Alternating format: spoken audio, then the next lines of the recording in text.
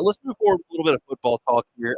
It's been an interesting 24 hours on the internet as it regards to Lamar Brown. Of course, Brown is the number one player in the country. If you look at a given website here or there, offensive lineman, defensive lineman, whatever the case may be, he's an elite big man that is just on LSU's campus as a high school student. So you really hope that LSU could do an awesome job and close the deal and get Lamar Brown in purple and gold as a member of this 2026 signing class.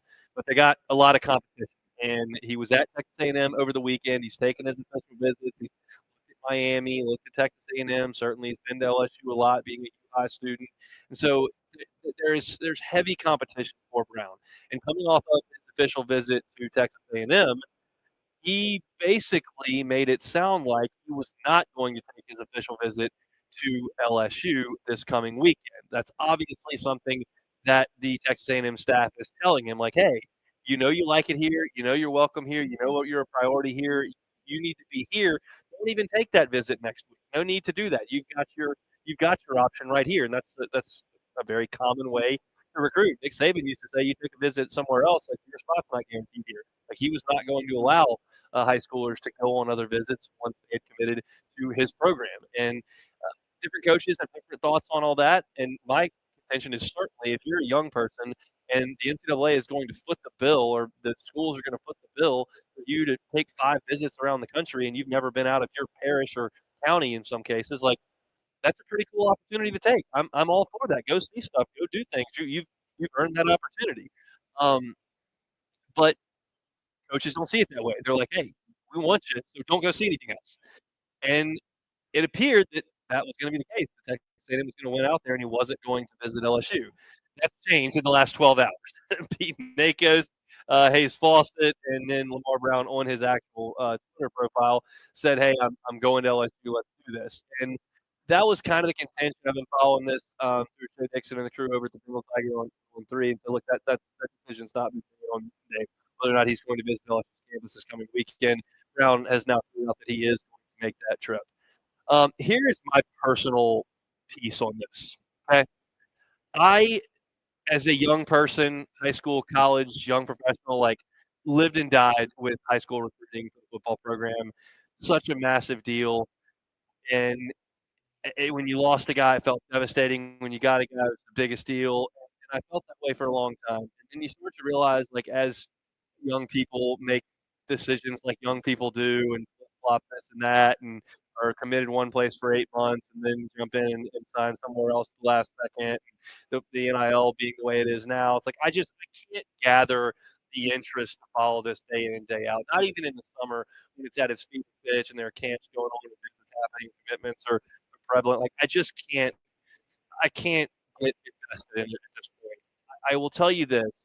I think that high school recruiting is still the lifeblood of a college football program. I think it's going to be very difficult for you to sustain a top tier quality program if you just go get 18 transfers and then they leave and you got to go get 19 the next year and then they all leave and then you got to get 25 the next year and they all leave because you're signing 15 high school kids and then 8 of those are transferring out. That's just not a stable way it's done. You can't win without the transfer portal, but you can't win without high school players as well. So I'm very interested in the end results of it, the process by which these players get where they're going. I can't watch it because one, they can make a decision and literally change it the next day, and they can sign on the dotted line, go to college there, and leave after 4 months. So, like I can't. It's something that I'm going to spend a ton of time investing in, whether or not Lamar Brown is going to go to LSU, going to go to Texas A&M. I have a lot of respect for a lot of the things about Texas A&M. It is clearly a wonderful school academically. I do admire their loyalty and sense of togetherness.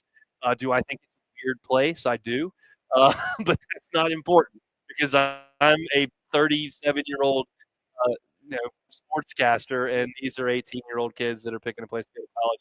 We don't look at almost anything through the same lens. So I certainly would hope that a young person from Baton Rouge, star recruit, tops in the country, would want to go play at LSU. As a person who grew up in Louisiana and did it, but I say the exact opposite thing about kids from Houston who come to LSU. I think it's an awesome decision to swap state lines and go play for LSU. So I hope Lamar Brown goes to play for LSU. It looks like he's a great player, and certainly LSU can always take more big men. If he goes to Texas A&M, that hurts initially because one, you don't have him, and two, you're going to play against him because A&M's on LSU schedule. And the other piece of it is it could easily be a situation just like Martin Gilbert, where he goes to Texas A&M, realizes that's not a great spot, and comes back to LSU. He could sign with LSU, and after who knows? So you do the roster year to year out recruiting when the dust settles.